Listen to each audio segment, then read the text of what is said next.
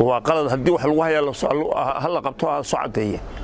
hal lagu qaadeeyo laakiin tuhum inamada yaray masaakiinta shaqaysanaya ee wax kala haysan la yiraahdo muqsho ka qaatan mushaar idinku Soomaaliya ha u qortaan waan ku leenahay inta muqsho ku dacadeynaysan marxim Allahumma salli ala sayyidina Mawlana Muhammad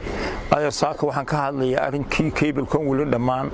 in shalay waxa soo deegay wasiirkii daaqiliga ee Djibouti waxa la kulmay madaxweyne ku-xigeenkii iyo 6 wasiir oo kale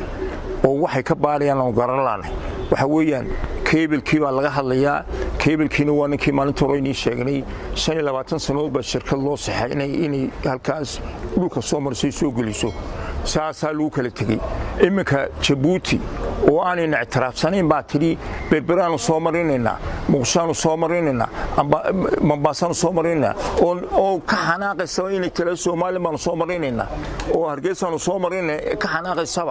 waxaan leenahay Djibouti waxaan naga lumay baan laanahay walaalayaal sharci baan leenahay sharci dejin baan leenahay sharci dejintuna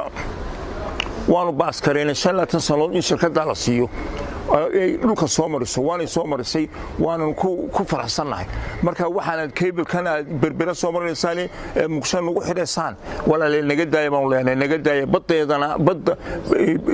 badayada inta leena waan naqaanaa ciidankayga ba jooga isku dhaxayno keenay halka doontan Soomaaliya oo badweynta India oo shaqo leenidiimayo laakiin xeebtaas noo daayay baan leenahay